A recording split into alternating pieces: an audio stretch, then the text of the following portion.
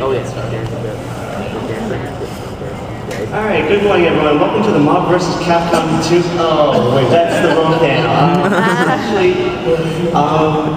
East to West superheroes in North America and Japan. I'm Mike Ferreira. Talk about your credentials so people know we're legit. I'm Mike Ferreira, news editor for Anime Dream and public relations front. I'm Sam Kusek. I write for a blog now called The Life in Panels, and I also do an art and series blog called Damage and MP. We did a super flat panel last night, and I met these guys through the internet. Ken and I used to write for a site called Pop Culture Shots Manga Recon, which now unfortunately is defunct, but we reviewed comics for that for 2 years. And manga, mostly manga. Yeah, mostly manga. So we got together to talk about superheroes because we're all really good. And so we're gonna cover a lot of different stuff today in a chronological order. And if we didn't get to something that you know about, that you know and love, please hold it to the end. And we'd love to hear from you. We'd love to hear. But there's a lot of content to cover, and unfortunately we didn't get to all of it. So don't blame us. So we're gonna start. I'm Ken Haley. I have a blog, sequential.wordpress.com. I, like Sam, I start writing manga reviews for manga recon at popcultureshock.com, which is defunct. That's pretty much my introduction. Awesome. So we're going to start off with talking about pre-World War II Japan, because World War II was a huge implementation for creating superheroes in both countries. So, Alright, originally the Tales of Heroism began as elements of what is known as kamishibai. It was basically a form of traveling, almost like a puppet show in a way, where the actors were basically storytellers that travel around on a bike carrying a portable stage or butai. The stories would have the storyteller acting out the scripts as they change the slides and moving on from scene to scene. Each one ended with a cliffhanger to ensure that somebody would return to keep listening. They always tried to keep some variety with a tale of heroism, a comedy tale, and a tale for girls. And there were 3 major heroes that we found just in our research. There's a great book out there just about kamishibai and just all the stories that we're told about it, but there's not a lot of recorded history outside of that book. So we're going to briefly cover the 3 heroes that were in there. The most prevalent of them is Golden Bat, or Open Bat, and from the picture, he looks like a villain. He doesn't look like a hero. So don't let that fool you, but he appeared in 1931, 7 years before Superman.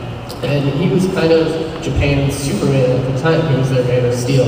He flew, he carried a pointed scepter that was able to conjure lightning and cause major earthquakes. And more importantly, he was immortal. He was a defender of Atlantis, I think it was. And he was entrapped in an Egyptian tomb, and a little girl was being attacked in the tomb, cried tears on him, and he woke up and he defended her. So anytime she would cry or call his name, he would just fly out of the skies to go help her. And Golden Bat went on, he was popular enough from his kamishibai origins to have a manga, 52 episode anime, and a live action movie, and we have the opening for the anime right here. I don't want it to be too loud. Okay.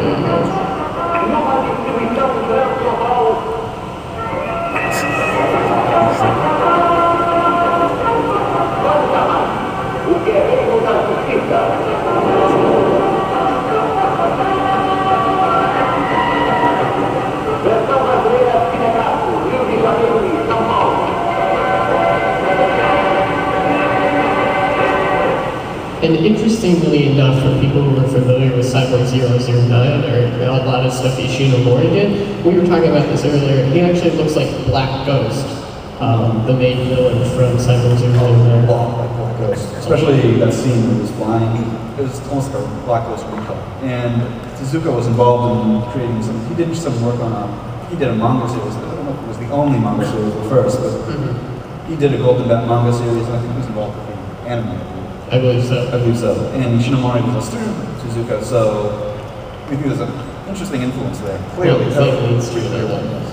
especially since later, what makes it come down full circle, really interesting, of course, is later on Ishinomori would also create Scrollman, who was very influential, and recently turned up again in an anime series, which ties back into Isamu Ishinomori's original works that are, again, making a big self-containing circle.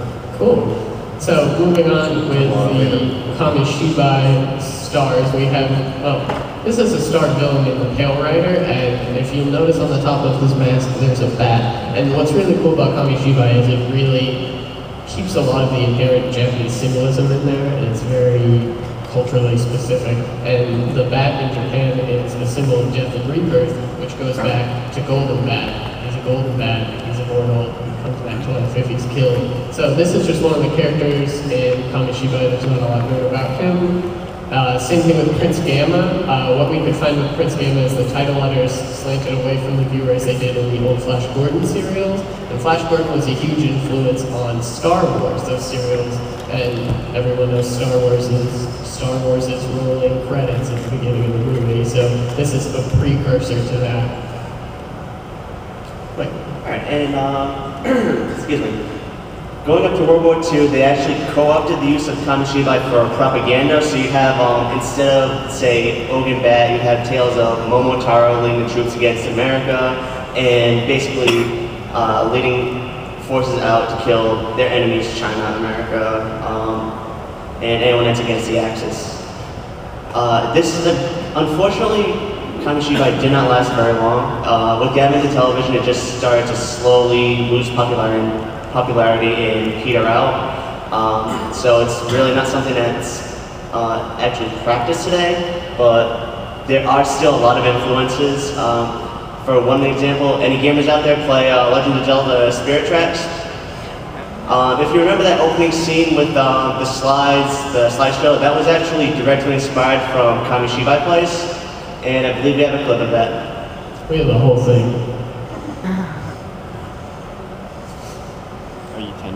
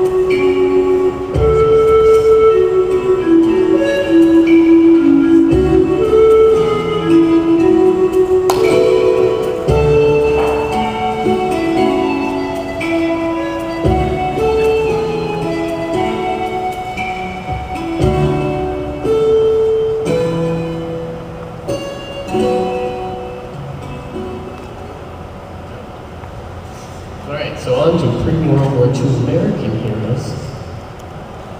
Alright, the American heroes, if anyone remembers, say the old Looney Tunes used to make jokes about the radio dramas, there were heroes in, say, serials, but like, say, The Phantom, but most of your comic heroes were relegated to pulp novels, pulp fiction, where it was just very gritty, very dark storylines. At the time, the Sunday morning funnies would not have any of it. The first actual comic book superhero didn't come about until 1936, I believe, when The Clock came out in Funny Pages comic book. This is an actual huge turning point because up until that point there were comic books. There was, say, Little like Nanny, Cats and German Kids, but this is the first marked appearance of an actual dark, gritty hero. The Clock was basically kind of a precursor to, say, The Punisher, Batman, some of the detective heroes of today, in the sense that he was basically an average man in a business suit that wore a mask and went out, hunted down criminals and drug lords and stuff like that. The only reason he got the name is because he left a calling card that had the picture of a clock on it. The actual, say, archetypical superhero didn't begin to take place until 1938 when Superman took the pages of Action Comics #1. And yeah, as Mike said, Superman makes his grand entrance in Action Comics #1. And although he's not the straight-laced sort of all-American good value guy that we know and love today, or at least some of us, I'm not a huge Superman fan. He's a more tough, more cynical guy. He's kind of a jerk, but he was meant to represent the sort of hard times that America was going through right now, the Depression era America, and he represents the voice of the youth, the alienated and depraved youth. He didn't eat American pie and crap American flags, basically. And like many of the stories in the golden age of comics, Superman dealt with a lot of social issues. He dealt with a lot of conflicts between corporate greed and public welfare, making sure workers got their rights, making sure all of their just the standards of the working environments were really good, and he really stood for the good of the common people. And that's a lot of what comics in those eras, or in that era, did. Maybe if you want more information on it, there's a really great book called Comic Book Nation, which goes through different points in American history and really talks about comics' influence and comics' place in different times. John McCarthy loved him. Yeah, oh, he did. And Superman really became the comics industry's first star. He was noteworthy for a huge jump in readership. He generated interest in expanding markets that led up to follow-ups and knockoffs of the formula, like Batman. Batman offered readers a more surreal read, drawing heavily from the pulp comics, the crime comics that Mike was talking about earlier, and especially from the films of the time. A lot more gangster stuff, not really whimsical, powerful stuff, more about the human condition. And Captain Marvel took the opposite approach, actually, created more whimsical, out there, otherworld stories that would catch children and adults' imaginations worldwide. And on the Marvel side of things, they had two big stars, the Human Torch and the Sub-Mariner, who occasionally team up to fight Nazis. That's what we're going to get into now. Yeah. How World War II changed everything for America. So, much like the American media during World War II, comics made a big effort to meet wholesome moral standards by linking their products to patriotism and the war effort as subtly and indirectly as they could. So, and we'll question that later. But so you saw characters like the Human Torch and Namor, the Sub-Mariner, who at the beginning were mortal enemies. They hated each other. And it's funny because they have that duality of the elements, fire versus water, and they're complete opposites. But because America, their home front, was being threatened by this war, they decided to pair up for Uncle Sam, and they formed with Captain America the Invaders, and they went to Germany. So it makes perfect sense that the Prince of Atlantis would consider America his home. It's super territorial. Well, we all know Atlantis we'll take, is the first. Sorry. It's a cool factor. His dad wasn't American. His dad was? True, he wasn't. Yeah, well, yeah, he's that hybrid, he's the first mutant. So. Who was saying Captain America in the Fantastic Four? What?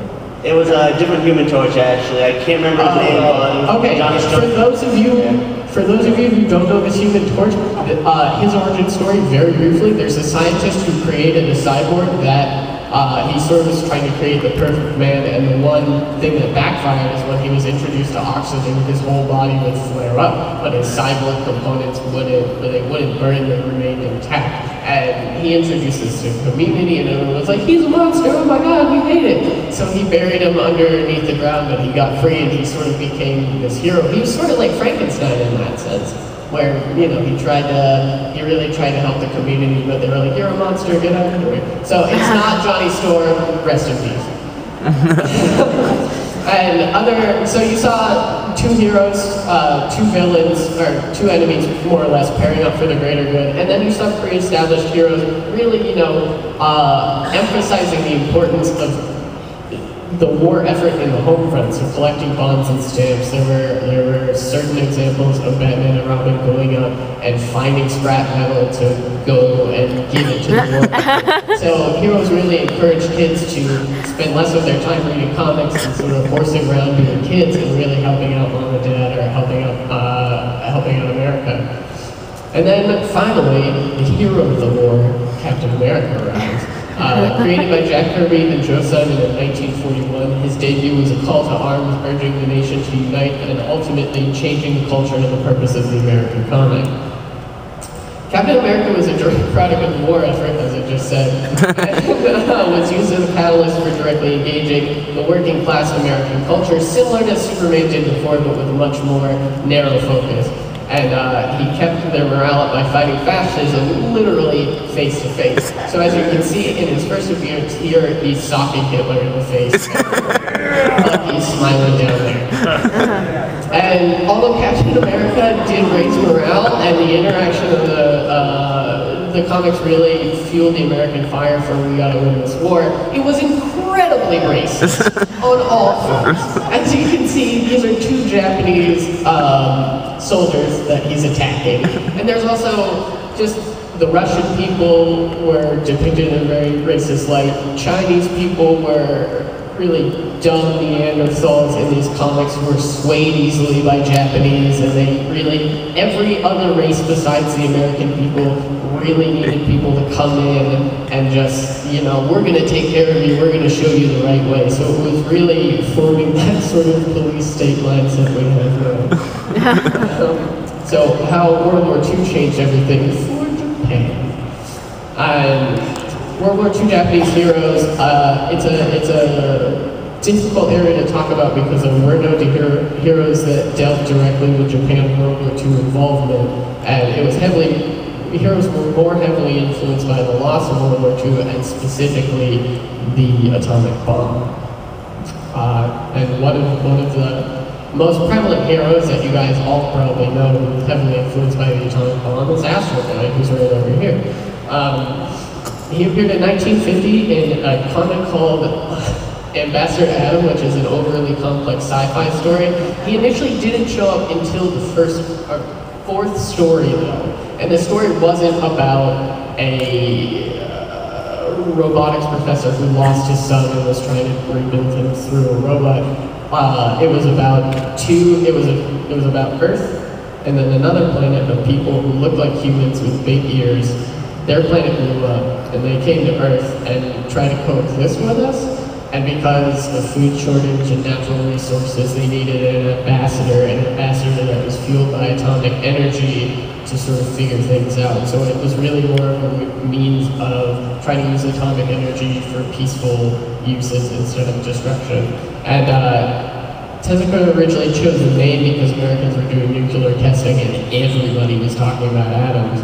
And he and his editors at Shonen Jump wanted to create a hero for the Japanese children in this difficult post-World War II era to brighten their lives, yes. Is it making a robot that's atomic powered a really stupid idea? Doesn't seem like it. He made a lot of money off it. No, I mean like the concept of building a robot and giving it an atomic energy source. It's called It's the suspension future. of You can do disbelief. it. Yeah, it's fiction. So thank you. We have a little bit of Astro Boy here. This is the American dub of the song that was originally introduced in 1963. And Astro Boy got his own solely focused manga in 1952, the same year the American occupation ended. So it's really good timing.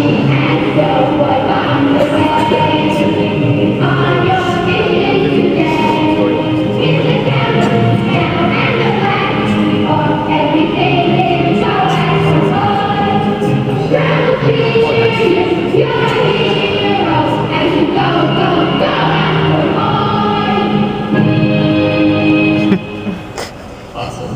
Alright, moving on. Next we got Moonlight Mask, which is probably, it's pretty close to the American concept of a superhero. Not totally there, but it bears a vague resemblance to some of the pulp things like The Shadow and the like. It debuted in 1958 and was the first live-action TV superhero show, the first kind of tokusatsu show. It ran for about a year, 130 episodes. Oh, yeah, here we go. Do you want to explain how that took for people who don't know? We'll wait until you're not understand that is, but yeah, that's basically it. It's all like, looks kind of pathetic. These pistols, shooting things, it's martial arts. About 130 episodes with fight things like scientists trying to take control of gorillas, giant monsters, and conspiracies and the like. And as you can see, he's riding a motorcycle, but you'll see a lot of Japanese heroes later on. Motorcycle. Cool.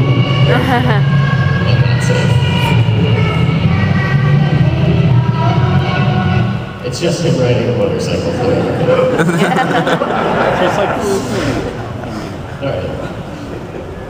This brings us to 1966, which is the kind of introduction of the modern tokusatsu and what is probably the best known idea of what we think of when people think Japanese superhero. The first being Ultraman, created in 1966 by the brainchild of Eiji Tsuburaya, who some people who are familiar with Japanese film might recognize as he was one of the special effects people, one of the main special effects people on the original Godzilla film. And he was involved in designing the suit that would be used during the Showa series of movies. He was a giant. I'm sorry, excuse me. Basically, Ultraman was a giant. He was an alien cop who was chasing an alien to Earth. He crashed with a human who was a member of the Science Patrol, which were an international group of humans who investigated weird happenings. Kind of like Scooby-Doo. Kind of like Scooby-Doo. They had monkey yarn jumpsuits too, with ties, which were really very cool. And anyway, he crashes with the human, they bond, and as a result, what happens is the guy can now turn into this 50-foot tall, silver-clad giant.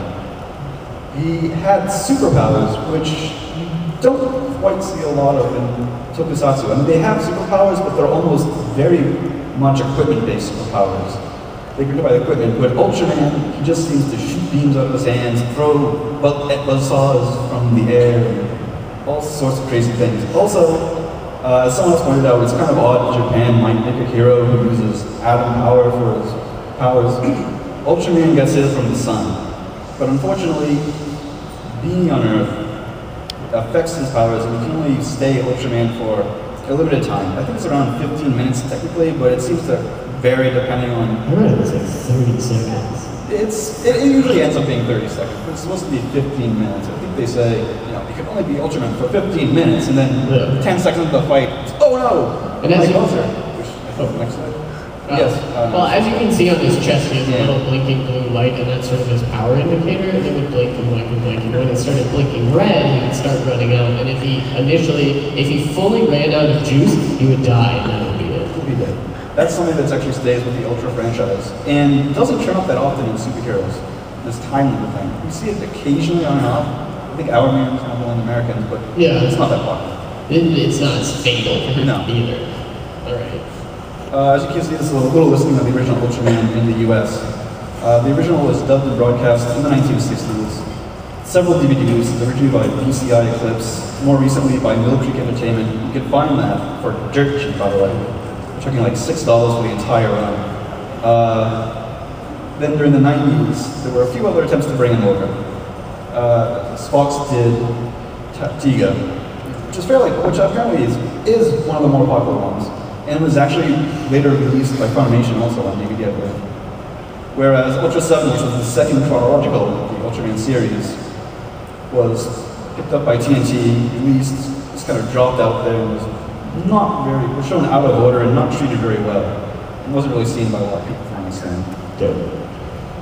Moving on. Moving on, this is another branch of Japanese superheroes that kind of developed around this time. Is the super robots. A lot of people are probably familiar with this. There have been panels about this all throughout the weekend. And exactly, they're wonderful things. They're robots, real robots with Gundams, where they might have ammo, or they might have some sci-fi explanation. They're just robots who put their hands together and suddenly there's a sword there. And the interesting thing about that in comparison to Gundam is, from my understanding, these robots aren't really associated with the war effort, or really introduced in the war. They're more fighting crime, fighting the Fighting dinosaurs. That's actually partly true. And some of the two first major kind of super robot things in the genre were Tetsujin 28 and Mazinger Z. Now, like I said, they aren't that tied to the war, but Tetsujin 28 was a creation. It was supposed to be the doomsday weapon kind of Japan. It was ultimately, as it's over there, created in World War II and World War I. It is Gigantor. It is Gigantor. Yeah, it was brought over in the US and dubbed as Gigantor. You're right. And Mazinger was brought over and dubbed as Transer Z. The creator's son ends up taking control of it, and this is something we see reoccurring within the super robot genre, which is a young boy getting control of a super robot. It makes no sense why you give like the ultimate weapon to a 12-year-old boy, repeatedly, constantly throughout this genre.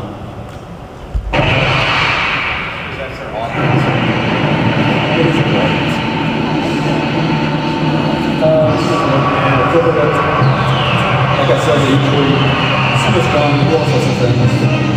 As you see there.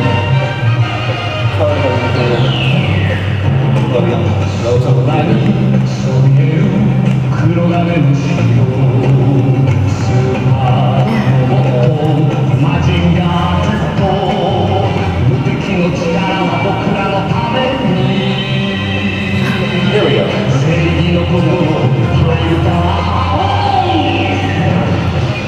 One of his most famous contributions to the robot genre. We're on the planet.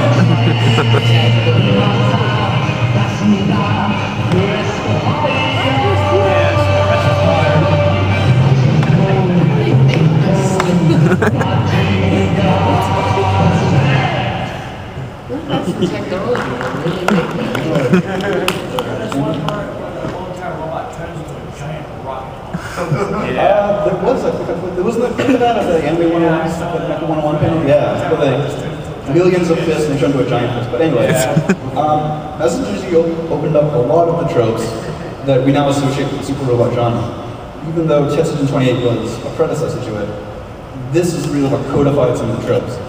The piloting the robot within, as we see with Tetsujin 28, it was a remote-controlled robot. But this is where the pilot gets inside and starts running around inside the creature, the robot, sorry. You didn't catch up the control panel and Yes, this little... his little hovercraft that merges into the head. That goes on top of the head. Which is also, yeah, this is kind of the beginning of the idea of a gestalt robot, with multiple things coming together to create a giant robot. One quick note is that originally, apparently, Go Nagai, who's the creator of Mazinger Z, wanted to make it merge with a motorcycle instead of a hovercraft. But at the time, Kamen Rider was out, and so he ditched the motorcycle idea. As we said before, motorcycles are cool, hovercrafts are cool. Yeah, the Go Rangers had motorcycles, though. Come on.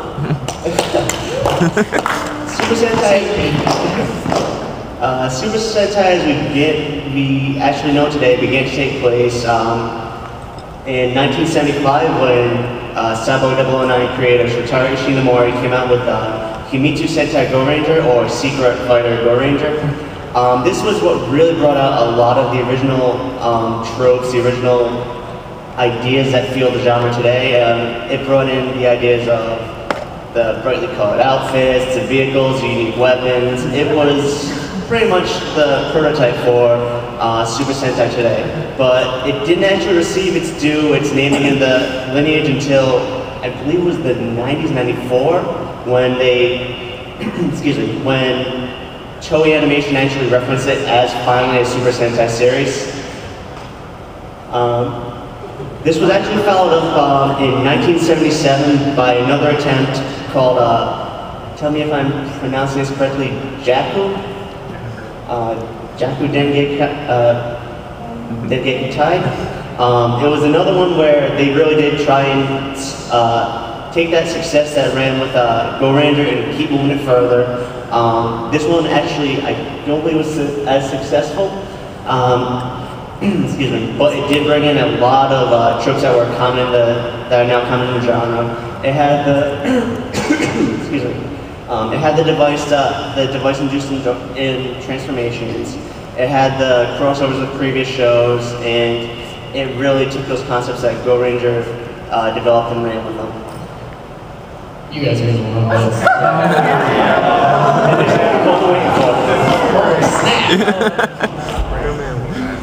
If you're a fan of jazz too, this is catchy.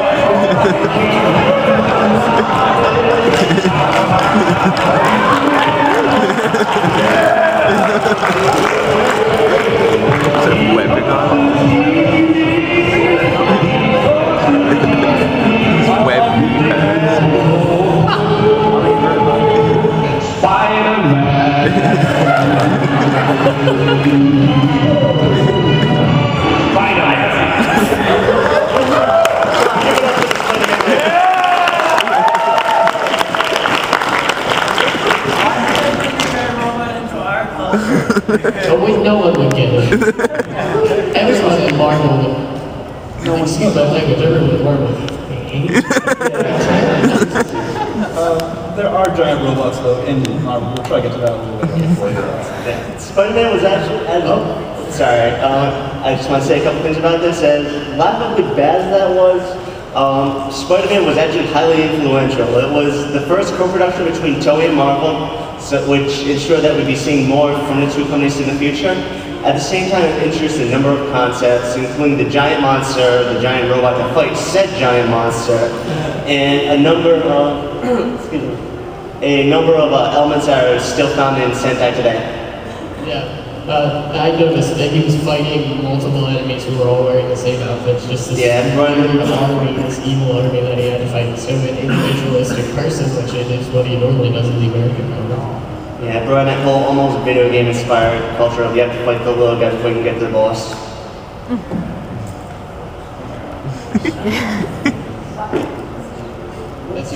Sorry. And the first official Super Sentai series was Battle Fever J. This was another co-production between Toei and Marvel. It brought in a excuse me. Sorry, I just had to run there.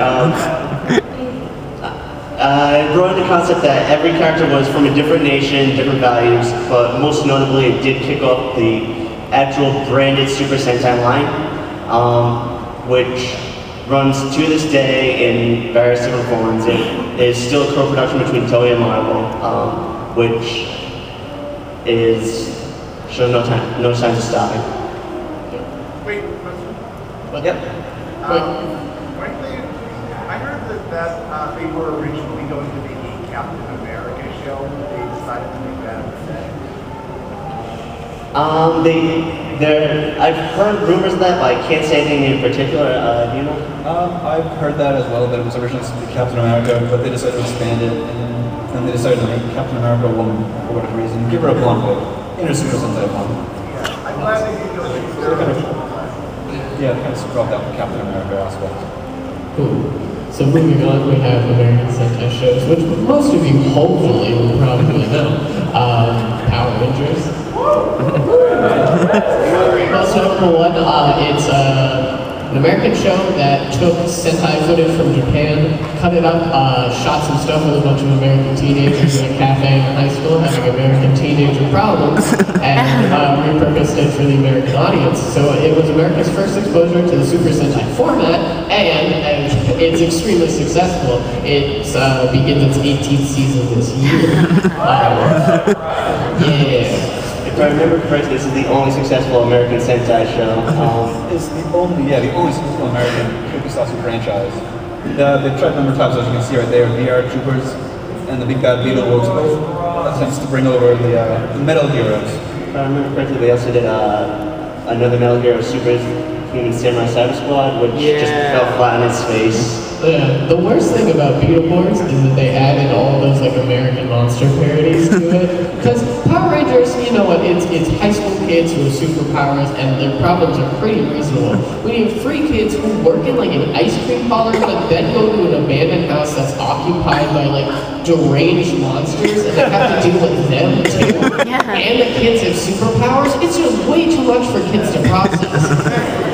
It's really weird because I think it was the Saban Corporation that did all of these, and they get it right, so right one time, but just never again. Yeah. Real quick, what's up? In all fairness, Deke is one who screwed up on Cyber Squad.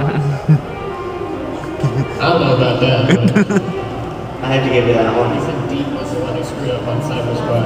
Yeah, there was a Superhuman Samurai Cyber Squad. Just keep trying to get me to say I'll screw it up sooner or later. That was actually Deke and it was a co-production between Deke and the original company that made the show.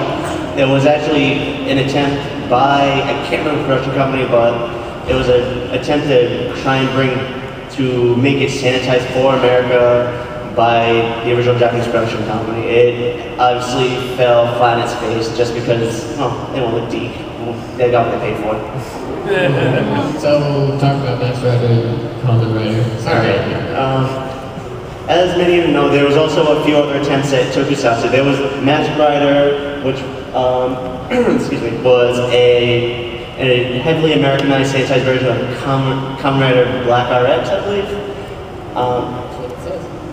It, again, like Power Rangers, featured the American footage spliced in with the Japanese battle scenes.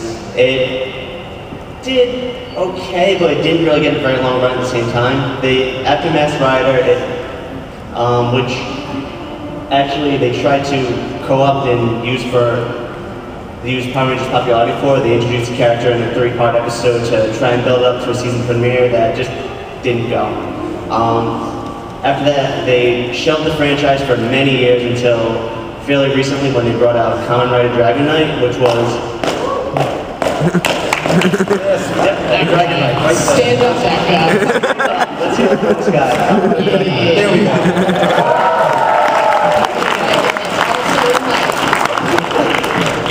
A little self-defeating. Yes. Kamen Rider Dragon Knight was a recent attempt. It was actually highly praised and won a daytime Emmy. It didn't last very long though. It had an... Didn't even finish its run, so TV did it. No, its last 2 episodes never aired because it died in terms of ratings. Partly because it had a giant cast and no one could always keep track of easily. And although I have to give him credit, this was the first female writer to grace Kamen Rider, I believe. Cool. This brings us to kind of current trends we see, particularly in the American comics, which is they're moving away from some of their kid-friendly and origins. Like we saw, even though they started out necessarily as social justice characters, they were very quickly kiddied up and really kind of encouraged to, as you mentioned, morals and stuff for the youngsters. Down with the comics code. Yeah. But,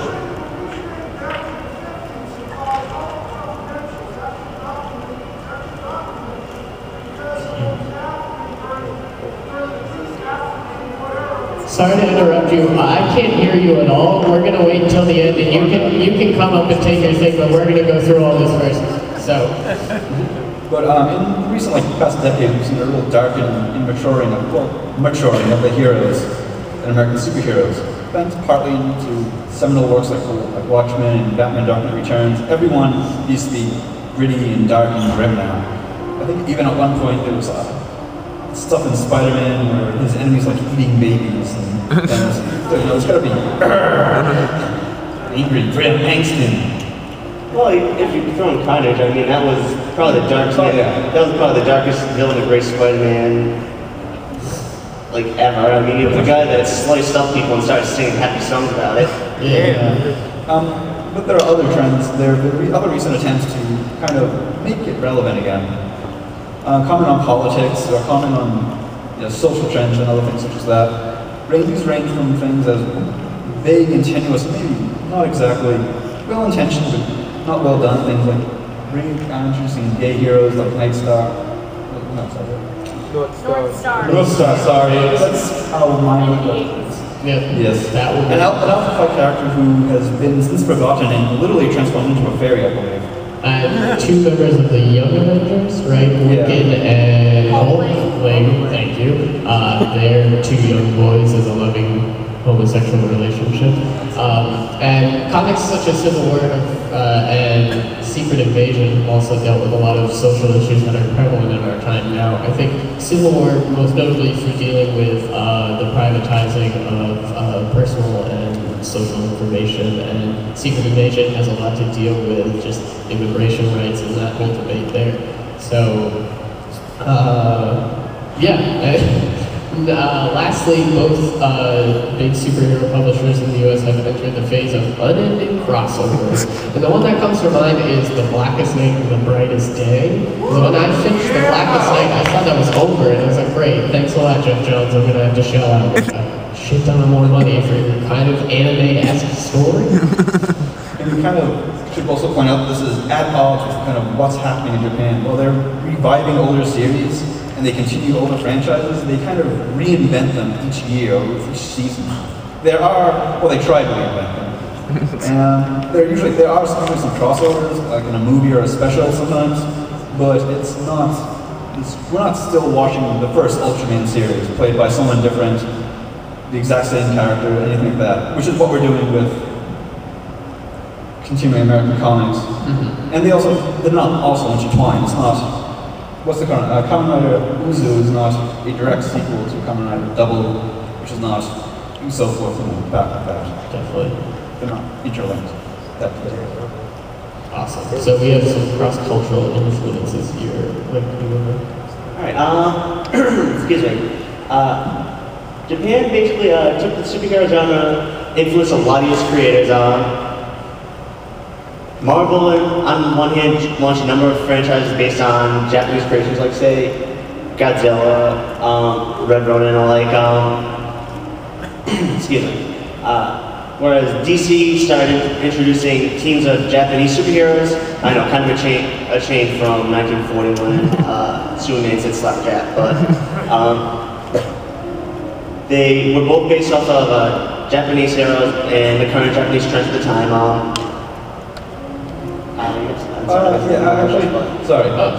Marvel was actually really involved in this in like the 70s, where they had licensed several, they had a deal with Mattel, but they had licensed several toy lines, which Mattel had in turn picked up from Japan. I think Micronauts was one, I forget what it was in Japan. Microman. But the most probably well-known one is the Shogun Warriors line. The Shogun Warriors line they were super robots. They were just a toy line of super robots like Mazimu Z, Guy King, I forget exactly who else was in there, Mighty Reigeen.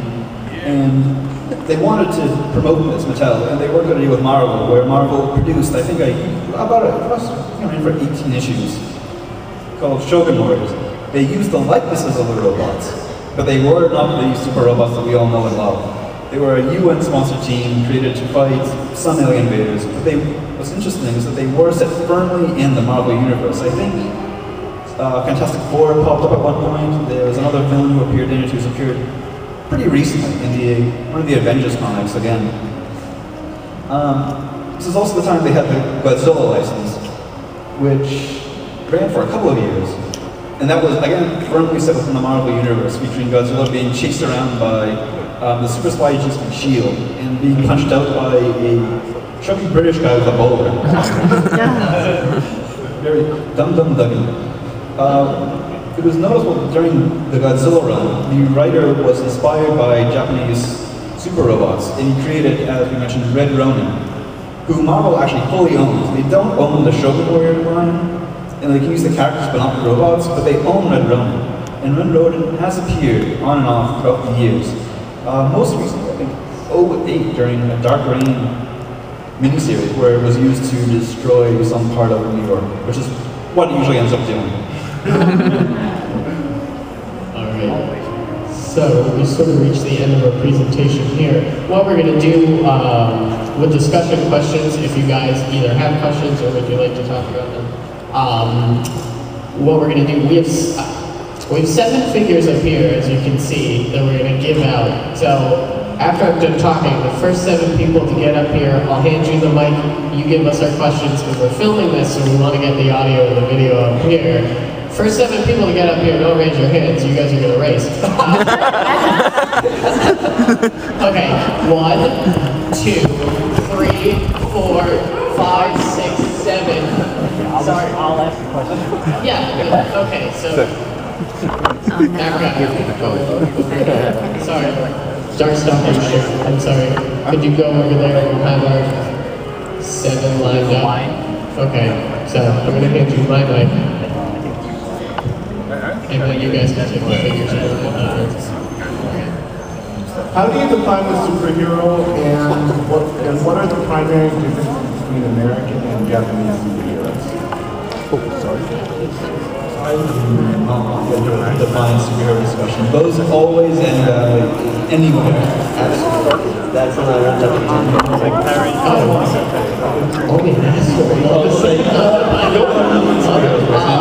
I mean, superheroes for me are just people who are morally trying to do something for the greater good. And it's a lot, for me, superheroism is a lot about self-sacrifice and sort of, okay. Sorry, I was answering your question. What about the second part? The difference between the two of them. Cultural influences, more or less, as we covered. World War II, atom bomb, different needs of the American public and representation. So, for that question, you get the same. His main attitude. You spoke a little bit about the Kamen Rider franchise. Do you think you could talk more about it and its origins and more of that everything? Yeah, Kamen Rider was created by a man called Shotaro Shinomori, who is, compared to the standard in Japan, I believe he holds the current world record for the most comic book pages produced anywhere, like an official world record with the Guinness Book and everything. Most comic pages drawn, I think. He created a number of Japanese superheroes. He was involved in the creation of the Sentai series. He did some work on the Metal Heroes franchise at some point. Kamen Rider Spellman was actually the prototype for Kamen Rider, but was rejected because he was too grim dark, apparently. So many things. We did a whole panel on Ishimori himself. But it started out, he was the first motorcycle rider hero after Gecko Kamen. Moonlight Mask. And he's stuck around. Usually someone gets kidnapped. In the first series, the person was kidnapped and transformed by the evil organization. So it's gone on since then. We've had many incarnations. I really like the double series when I've seen it. What I've seen of visually, which was cool. For time purposes, is that covered? Yes. Awesome. You can, I don't know who this is, but you can.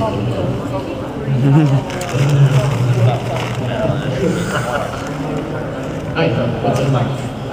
Mike. Out of the 18 series, which is your favorite Power Ranger series? Original. Thank you, Deadpool guys. Got it. I'm really not sure. I kind of got back into it thanks to the Dino Thunder one with Tommy. I don't think I really have a particular favorite Power Ranger franchise. It's always something I kind of liked, but I don't think I ever really terribly emotionally attached to any one series, at least in the American franchise. Broad emotion is fine. Cool. So, that's okay. I just have to say the original. I like the characters, I like the writing the best. Yeah, it was a really good introduction to a completely new form of superheroes, and it was great to have the color coded stuff in there, which people can read into. But because of your question, you have to take one of the 2 originals. All right, thank you. You picked the only 2 non-white characters. With the black guy and you. I'm gonna say I intentionally did that. Hey, girl, Alright, so my question is, Do you guys think Kamen Rider Dragonite would have been more successful if it was aired on Cartoon Network instead of CW4 Kids? I think it would have been more successful if it had less filler episodes. Towards the end, they had like 4 or 5 filler episodes in the span of like very, very short time. Like recap episodes, yeah, recaps. It was like, let's see what just happened 5 episodes ago. Yeah. And it really kind of ground to a halt there. I only watched like 1 or 2 episodes and I had no idea what was going on. It would have been nice to have some sort of big person. Because you know what it is? There's a bunch of guys who look alike, playing similar roles, all fighting each other. So it's like, I don't know who any of these people are. Are they clones? I don't know, they're alternate universe people. It was very confusing. It also kind of ground to a halt because of weird scheduling. They showed like half the series, then they repeated the first half, and they didn't really make a big deal when it came back in the new episodes again. They showed the first half of the series, and they just started over in the same time slot with episode 1, like, right through like episode, so they went through like 1 through 25, then 25 again. We're running out of time. We'll give the prices out outside, but we have to clear up now. So, yes, because it's still like 10 minutes. We'll still get this. We'll still get the people who want He's got muscles will be down there talking. Yeah. So thank you for coming. Thank you very much for coming. Thanks for coming, guys. Most of you have already left. The show that is airing right now is an anime called Rabbit and Bunny. Yes, Tiger is very good. I like Tiger. That was so. Sam, wave goodbye to the camera. Bye!